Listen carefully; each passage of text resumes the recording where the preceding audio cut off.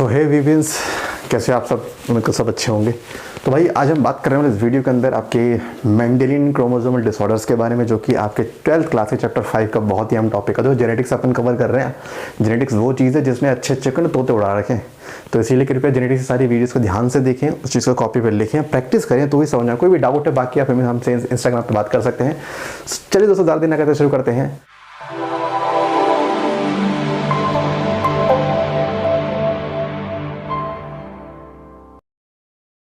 Hello दोस्तों, मैं हूं विनर, आप देखें मेरा YouTube channel winner biology.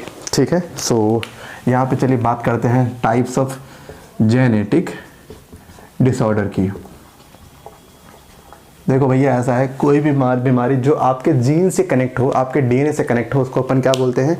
Genetic disorder. ये डिसऑर्डर जो है ना आगे पास होती है, मतलब अगर अभी किसी को दिक्कत है तो नेक्स्ट जनरेशन में भी किसी को दिक्कत हो सकती है, होगी ज़रूरी नहीं है, क्योंकि डिपेंड करता है ना कौन सी बीमारी है। तो जो बीमारियाँ, जिन बीमारियों का रीज़न किसी जीन या डीएनए से होता है, उसको अपन क्या बोलते हैं? Genetic disorder. ठीक है, और ये पैदा होने के बाद नहीं, पैदा होने से पहले ही होती है, माने ये बाय बर्थ मिलती है, एज ए गॉड गिफ्ट मिलती है। सो ये दो तरह की होती है। एक तो होता है मेंडेलियन डिसऑर्डर, एक होता है मेंडेलियन डिसऑर्डर, एक होता है क्रोमोसोमल डिसऑर्डर। भाई ध्यान से सुनना, इस चीज़ में कहना क्या चाह रहा हूँ। दो तरह की होती है जैसे जेनेटिक प्रॉब्लम। अब मान लो किसी को कोई बीमारी है और उस बीमारी का रीज़न कोई जीन है। क्या है? जीन है। जीन खराब होगी, जीन है ही नहीं, या कुछ भी, मतलब जीन में इशू है। तो अगर किसी बीमारी का रीज़न कोई जीन है तो बीमारी हो जाएगी मेंडेलियन डिसऑर्डर। और अगर किसी डिसऑर्डर का रीज़न क्रोमोसोम है, क्रोमोसोम का मतलब क्या भाई? क्रोमोसोम का मतलब हुआ नंबर, शेप, साइज। अगर किसी जेनेटिक डिसऑर्डर का रीजन हुआ क्रोमोसोम, क्रोमोसोम का नंबर, शेप, साइज, तो उसे अपन क्या बोलेंगे? Chromosomal disorder. बट अगर जीन रिस्पॉन्सिबल हो तो अपन क्या बोलेंगे उसको? Mendelian disorder. इसको मेंडेलियन क्यों बोलते हैं? क्योंकि आपने पढ़ा होगा मेंडल के सारे लॉ सिर्फ जीन्स के लिए थे, मेंडल का कोई भी लॉ क्रोमोसोम के लिए नहीं था। तो क्योंकि ये जीन से होती है, माने इससे ये जो बीमारी होती है ये मेंडल के लॉ को फॉलो करती है। लेकिन क्रोमोसोमल डिसऑर्डर कभी भी मेंडल के लॉ को फॉलो नहीं करती, क्योंकि वो मेंडल की लॉ को फॉलो करते हैं, दैट्स वाई मेंडेलियन, और वो नहीं करते, that's why non Mendelian chromosomal. ये जो बीमारी होती है क्योंकि मेंडल को फॉलो कर रहा है ना, तो मेंडल की क्रॉस में एक बात थी, डोमिनेंट और रिसेसिव। माने ये जो बीमारी होती है इसके अंदर डोमिनेंट और रिसेसिव नाम का वर्ड यूज करते हो, क्योंकि वो मेंडल को फॉलो नहीं कर रहा, इसीलिए वहाँ पे कोई डोमिनेंट कोई रिसेसिव वर्ड यूज नहीं करते। वो सिर्फ अपन कहाँ करते हैं? यहाँ पर करते हैं। इस चीज़ को आप पेडिग्री चार्ट के द्वारा एनालाइज कर सकते हो, लेकिन उस चीज़ को आप पेडिग्री के द्वारा आप पता नहीं कर सकते कि आने वाली जनरेशन में कौन बीमार होगा। ठीक है, इसको आप जीन थेरेपी से ठीक कर सकते हो, लेकिन इसको आप जीन थेरेपी से, देखो जीन थेरेपी में इसका जीन ठीक करें, क्रोमोसोम थोड़ी ठीक कर लेंगे। भाई मान लो वहाँ पे किसी के 46 क्रोमोसोम थे, 47 हो गए। अब उसमें जीन्स पे कोई जीन्स से सब कुछ ठीक रहेगा, लेकिन एक क्रोमोसोम एक्स्ट्रा ऐड हो गया, तो क्या हो गया? क्रोमोसोमल। मान लीजिए 2 क्रोमोसोम कम हो गए, 46 से 44 हो गए, अगेन क्रोमोसोम नंबर कम हो गए। मान लीजिए क्रोमोसोम 46 ही है, किसी की आर्म छोटी हो गई, तो अल्टीमेटली क्या हो गया? क्रोमोसोमल हो गया ना। भाई क्रोमोसोम में कुछ भी चेंज आएगा क्रोमोसोमल में जाएगा, और अगर जीन में चेंज आएगा तो मेंडेलियन में जाएगा। तो सीधा सा फंडा है। ठीक है, तो मैं उससे पहले आपको ज़रा मेंडेलियन के बारे में बात बता दूं कि मेंडेलियन में हम कुछ ऐसे केस पढ़ने वाले जो आपके एनसीईआरटी में हैं, शायद एक दो आपके एनसीईआरटी में ना भी हो, वो भी पढ़ेंगे। ठीक है, सो चलिए पहले बात करते हैं मेंडेलियन की। तो आज वैसे मेंडेलियन पूरा हो नहीं पाएगा, इसके लिए वीडियो सेपरेट आती रहेंगी। तो आज हम बात करते हैं, अच्छा मैं सबसे पहले ना आपसे मैं बात करूँगा 2 चीज़ों की, क्योंकि ज़रूरी है ना, और मैं बात कर रहा हूँ सब मेंडेलियन के लिए। मेंडेलियन की दुनिया में जेनेटिक डिसऑर्डर 2 टाइप की होती है, या मैं कह लूँ, चलो मैं लिखता हूँ मेंडेलियन डिसऑर्डर 2 टाइप की होती हैं। एक होता है सेक्स लिंक्ड, एक होता है ऑटोसोमल। ठीक है, इसमें भी 2 टाइप आते हैं, रिसेसिव, डोमिनेंट। यहां भी कौन से? Recessive, dominant. ठीक है, ये तुम्हारे टाइप आते हैं। अब क्या भला है भाई, मान लो किसी को कोई ना बीमारी है, कोई भी जेनेटिक प्रॉब्लम है, और उस जेनेटिक प्रॉब्लम में हम बात करें वो मेंडेलियन बीमारी है, तो कोई जीन होगी इसके लिए। अब तुम उस जीन को ढूंढ रहे हो, मान लो मेरे को लेट सपोज मेरे को कोई बीमारी है, मेरे कोई मेंटल डिसऑर्डर है, मान लो मेरे को हीमोफीलिया है, और आप लोग ये कह रहे कि सर आपको जेनेटिक प्रॉब्लम है। मैं कहा बिल्कुल है। तो आप कहोगे सर वो जो जीन आपको बीमारी दे रही है वो जीन कहाँ पर प्रेजेंट है। तो अब मैं क्या करता हूँ, कोई पर्सन बीमार है, उस बीमारी की मैं जीन ढूंढ रहा हूँ। बीमारी आई थिंक ऐसे लिखते हैं शायद, अगर मैं गलत नहीं हूँ तो मान लो बीमारी की जीन है, आप कह रहे हो सर ये वाली जो जीन है ये एक्स क्रोमोसोम पर पाई जा रही है। कहाँ पाई जा रही है? X chromosome. आपको याद होगा शायद मैंने बताया था आपको कि शायद नहीं बताया मैंने आपको कि हमारे पास अगर 46 क्रोमोसोम है तो 2 क्रोमोसोम होते हैं, या तो XX या XY। तो इन XX या XY को बोलते हैं सेक्स क्रोमोसोम, बाकी 44 को हम क्या बोलते हैं? ऑटोसोम। अब इनको सेक्स क्रोमोसोम क्यों बोलते हैं? क्योंकि जिन क्रोमोसोम से आप किसी का सेक्स या जेंडर फाइंड कर पाओ उसे आप क्या बोलते हो? Sex chromosome. माने XX और XY होते हैं सेक्स क्रोमोसोम, 44 क्या होते हैं? ऑटोसोम्स, क्योंकि उनसे आप किसी का जेंडर फाइंड नहीं कर सकते। अगर आपको समझ में नहीं है मैं तो बताता हूँ आपको। मेल है तो 44 प्लस XY होगा, फीमेल है तो 44 प्लस XX होगा। अब मुझे बताओ क्या 44 से पता लगा रहेगा मेल फीमेल? नहीं ना, आप XY XS से लगा रहे हैं। तो जिन क्रोमोसोम से आप किसी का जेंडर फाइंड करते हो इन्हीं को आप क्या बोलते हो? इन्हीं को बोलते हैं सेक्स क्रोमोसोम। और जिनसे आप किसी का जेंडर फाइंड नहीं कर सकते उसे आप क्या बोलते हो? उससे आप बोलते हो ऑटोसोम। शायद मैंने अपनी लास्ट वीडियो बताया होगा, बाकी देख लेना एक बारी। तो अगर मान लो किसी बीमारी की जीन इन सेक्स क्रोमोसोम पर प्रेजेंट है, किसी बीमारी की जीन सेक्स क्रोमोसोम पर प्रेजेंट है, या तो एक्स क्रोमोसोम पे या वाई क्रोमोसोम, तो भैया ऐसी बीमारी को बोलोगे sex link disorder. Sex link मतलब इस बीमारी की जीन सेक्स क्रोमोसोम पर प्रेजेंट है, माने बीमारी का लिंक सेक्स क्रोमोसोम से, दैट्स वाई सेक्स लिंक बीमारी। ऑटोसोमल, अब मान लो बीमारी की जीन XX XY पे नहीं है, जो शुरू के 22 पेयर क्रोमोसोम है ना, 44 क्रोमोसोम, इन पे जीन प्रेजेंट है। तो अगर किसी बीमारी की जीन शुरू के 22 पेयर पे प्रेजेंट हुई तो वो होगा ऑटोसोमल बीमारी। लेकिन अगर सबसे आखिरी पेयर जो कि सेक्स क्रोमोसोम का अगर जीन वहां प्रेजेंट होगी तो सेक्स लिंक। कितना आसान है, ऑटोसोम पर जीन प्रेजेंट हुई तो ऑटोसोमल, सेक्स लिंक प्रेजेंट हुई तो सेक्स लिंक। ये हो गया। अब बारी आ रही है रिसेसिव और डोमिनेंट की। आप जानते हो रिसेसिव जो चीज़ें होती हैं वो सिर्फ होमोजाइगस में एक्सप्रेस होती हैं, लेकिन डोमिनेंट होमोजाइगस हेटेरोजाइगस दोनों में एक्सप्रेस होता है। तो हम क्या बोलेंगे, अगर कोई बीमारी सिर्फ होमोजाइगस कंडीशन में अपेयर हो रही है तो वो रिसेसिव है। लेकिन अगर कोई बीमारी होमो हेटेरो दोनों में आ रही है तो वो क्या है? डोमिनेंट है। तो यहाँ पर आप ये चीज़ याद कर लेंगे। तो अगर सेक्स लिंक रिसेसिव हुआ माने ये बीमारी को एक्सप्रेस होने के लिए 2 जीन चाहिए। सेक्स लिंक डोमिनेंट हुआ इसका मतलब 1 हो या 2 हो, अपना काम तो हो ही जाना है यहाँ पे। तो यहाँ पे ये आप ना थोड़ा सा याद रखेंगे कि भाई सेक्स लिंक रिसेसिव डोमिनेंट वगैरह क्या क्या लोचा है। ठीक है, तो अब शुरू करें। आप कर सकते हैं अपन शुरू। तो बात करते हैं सबसे पहले अपन क्या, हीमोफीलिया के बारे में, क्योंकि हीमोफीलिया एनसीईआरटी ने पहले छाप रखा है। So first disorder is haemophilia. अब देखो हीमोफीलिया को वैसे बहुत सारे नाम से जानते हैं। इसको बोलते हैं ब्लीडर्स डिजीज, या बोलते हैं रॉयल डिजीज, मतलब महंगी वाले बोलते हैं इसे। क्यों बोलते बताता हूँ अभी। ये जो बीमारी है इसकी जीन कहाँ मिलती है? एक्स क्रोमोसोम पे। कहाँ मिलती है? अच्छा एक बात तो याद कर लो, आपके कोर्स में जितने भी सेक्स लिंक बीमारी है सबकी जीन कहाँ प्रेजेंट होगी? एक्स क्रोमोसोम पर। एक्स में ऐसा होता है कि वाई पे जीन बहुत ही कम होती है लेकिन एक्स पे बहुत ज़्यादा होती है। तो जहाँ पे ज़्यादा जीन्स होते हैं वहीं पर ज़्यादा गड़बड़ी होने के चांसेस भी रहते हैं। तो जितने भी आप सेक्स लिंक बीमारी पढ़ोगे 99% केस में उसकी जीन कहाँ प्रेजेंट होगी? एक्स क्रोमोसोम पर प्रेजेंट होगी। तो हम कह सकते हैं कि हीमोफीलिया की जीन कहाँ प्रेजेंट है? एक्स क्रोमोसोम पर पाई जा रही है। अब क्योंकि एक्स क्रोमोसोम पर पाई जा रही है इसलिए मैं क्या बोलूँगा? सेक्स लिंक बीमारी। अब क्योंकि ये हमेशा होमोजाइगस कंडीशन में ही शो होती है इसलिए इसको बोलते हैं सेक्स लिंक्ड रिसेसिव डिसऑर्डर। उम्मीद करता हूँ आपको समझ में आ गया होगा कि मैं कहना क्या चाह रहा हूँ। अच्छा भाई, अब होता क्या हीमोफीलिया? बता दिया आपने कि जीन कहाँ होती है कहाँ नहीं। होता क्या है भैया, इसके अंदर एक गाना है ना, मुझे बहने दे मुझे बहने दे, वो गाना बस इसी के लिए है। इसमें क्या होता है, एक बार कट लग गया ना किसी के तो बस खून क्या बोलता है? मुझे बहने दे मुझे बहने दे। माने यहाँ पे क्लॉटिंग इनकी नहीं होती। एक बार इनकी बॉडी में कट लग गया इनका खून निरंतर बहता रहता है, लगातार बहता रहेगा, खून रुकता ही नहीं है। डॉक्टर के पास तुरंत लेके जाना पड़ता है। वो अपना जो भी अपना दावे करता है, जो भी जिस तरीके से वो अपना रोकने की कोशिश करता है। इनके केस में इनकी डेथ होने का कारण ये होता है कि भैया इनकी बॉडी का एक्सेसिव ब्लड लॉस हो गया and due to low BP time pass, मतलब ऊपर। तो कहने का मेरा मतलब यह है कि इनके केस में भाई साहब कोई भी कटना बहुत खतरनाक माना जाता है। इसको ब्लीडर डिजीज क्यों बोल रहे हैं? खून बहता रहता है ना। तो यहाँ पर क्या होता है, यहाँ पे कोई क्लॉटिंग नहीं होती, नो क्लोटिंग वॉज देयर। अब क्लोटिंग ना हो पाने की वजह से यहाँ पे कॉन्टिन्यूस ब्लीडिंग होती है लगातार। माने अगर किसी को दिक्कत है, अगर तो हल्का सा खरोच पे है तो खून बहता है, खून रुकेगा नहीं।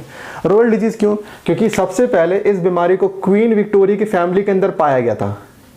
मैं ये नहीं कह रहा क्वीन विक्टोरिया का था, मैं कहा क्वीन विक्टोरिया की फैमिली के अंदर ये बीमारी देखी गई थी। अब क्योंकि इतने बड़े रईस फैमिली के अंदर देखी गई थी तो भैया ऐसा है तो हमने इसको बोल दिया जी महंगी बीमारी है।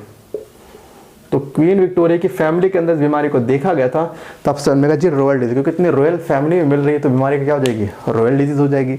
सो पता लगे बीमारी क्या है, बीमारी की जीन होती है एक्स क्रोमोसोम पे से बोलते हैं मैंने सेक्लिंग डिसऑर्डर, वो भी रिसेसिव वाली। और दूसरा क्या, क्वीन विक्टोरिया की फैमिली में मिला था, दैट्स वाई हम क्या बोलते हैं रॉयल डिजीज।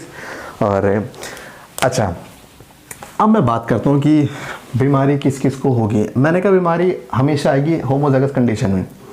तो अगर मान लो फीमेल है, फीमेल के एक एक्स क्रोमोसोम पे हीमोफीलिया की जीन प्रेजेंट है, दूसरे प्रेजेंट नहीं है, तो ये फीमेल बीमार नहीं होगी। क्यों नहीं होगी?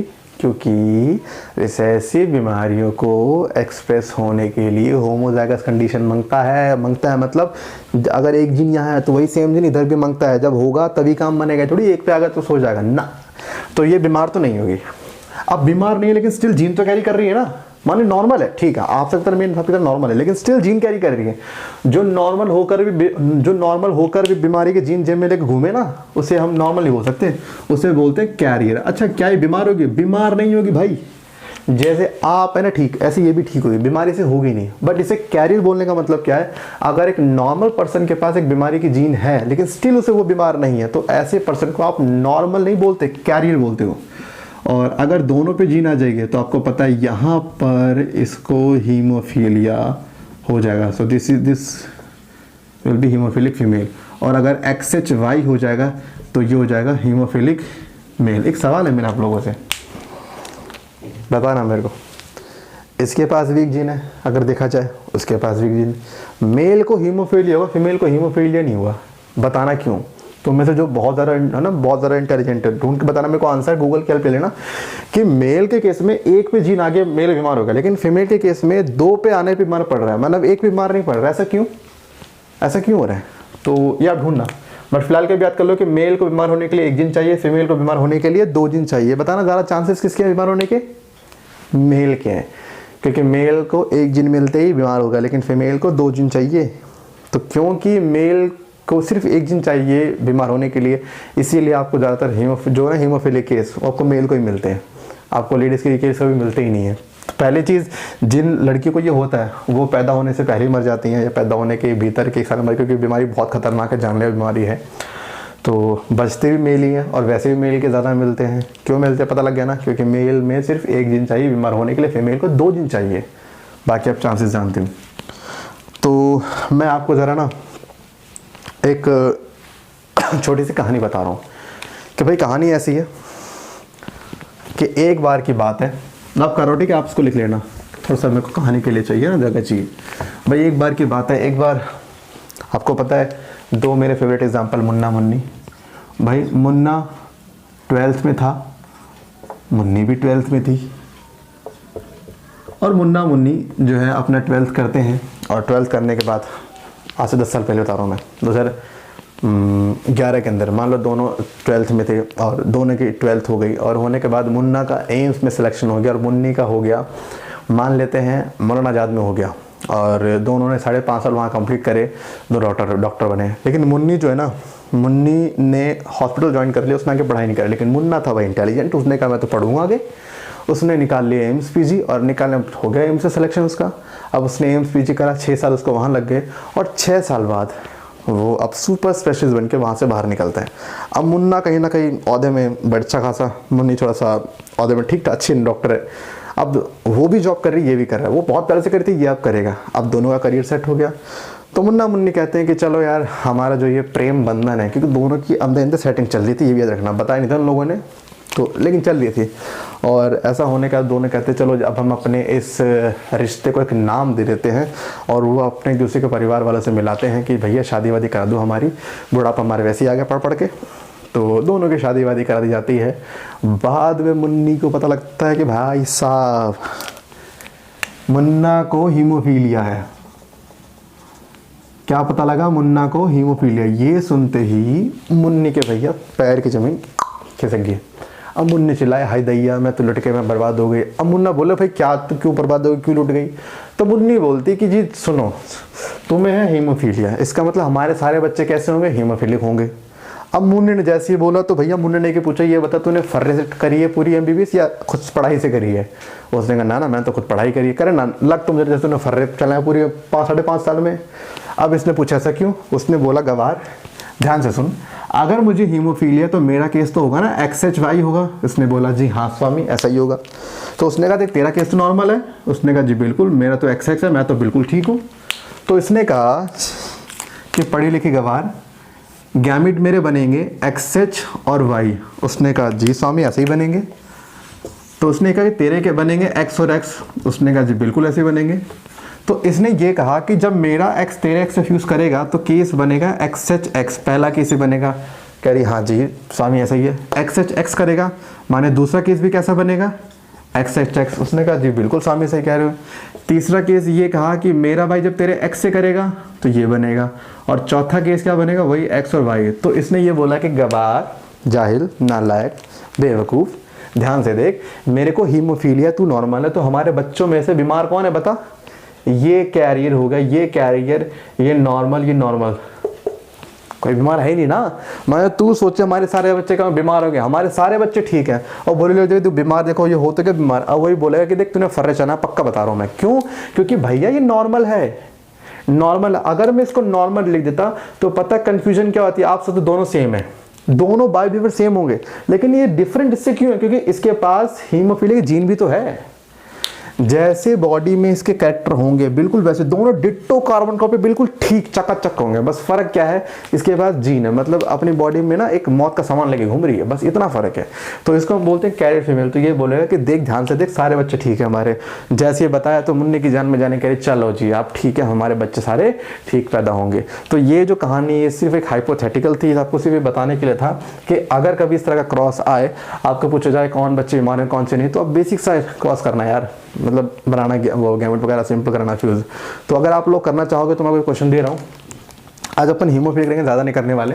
तो मेरा क्वेश्चन ये है, अगर मान लीजिए कि मेल हीमोफीलिक हो और फीमेल कैरियर हो, मेल हीमोफीलिक हो फीमेल कैरियर हो, तो बताओ जितने बच्चे पैदा होंगे उसमें से कितने लड़के हीमोफीलिक, कितने लड़की हीमोफीलिक और कितने बच्चे हीमोफीलिक। सवाल सुनना, कितने % बच्चे हीमोफीलिक, कितने % लड़की हीमोफीलिक, कितने % लड़के हीमोफीलिक। ये आप सब लोगों का मेरे तरफ से एक होमवर्क है, तो अगर हो सके तो करिए और मुझे इंस्टाग्राम पे करिए और मुझे टैग करिए विनयबालाजी11 करके, और मैं आपके वहाँ पर देखूँगा उस आंसर को, और अगर सही हुआ तो मैं अपने स्टोरी पे पोस्ट करूँगा। सो गाइज बस आज की वीडियो बस इतना ही, फिर मिलते हैं नेक्स्ट वीडियो में नए टॉपिक के साथ। जब तक के लिए अच्छा एक बात और चांस सुन लूँ। एक्चुअली में क्या है कि मैं आप लोगों के लिए नोट्स लेके आ रहा हूँ 12th के। मैं अभी खुद रात दिन बैठ के नोट्स लिख रहा हूँ आप लोगों के लिए। सो अगर आप में से किसी को भी नोट्स चाहिए हो तो नोट्स का एक प्राइस रहेगा। उसका भी रीज़न ये कि मेरी रात भर की मेहनत लगती है, उसके अंदर मेरा समय जाता है, तो कहीं ना कहीं उसका भी मुझे ज़्यादा तो नहीं लेकिन एटलीस्ट थोड़ा तो खैर बनता ही है। तो ज़्यादा प्राइस नहीं रहेगा। अगर आप लेते हो प्रिंट आउट, मैंने वैसे सॉफ्ट हार्ड कॉपी, उसके चार्जेस अलग रहेंगे। अगर आप लेते हो मेरे से सिंपली एक PDF तो उसके अलग रहते हैं। तो बट हाँ, जैसे बनते हैं आपको मैं खबर कर दूंगा। सो बस मुझे आपको इन्फॉर्म करना था कि हाँ नोट्स जो है आपके लिए रेडी हो रहे हैं। सो फिर मिलते हैं इस वीडियो में नए टॉपिक से, जब तक साथ बन रहे, देखते रहे। मेरे टाटा बाय, शब्बा खैर, लव यू ऑल।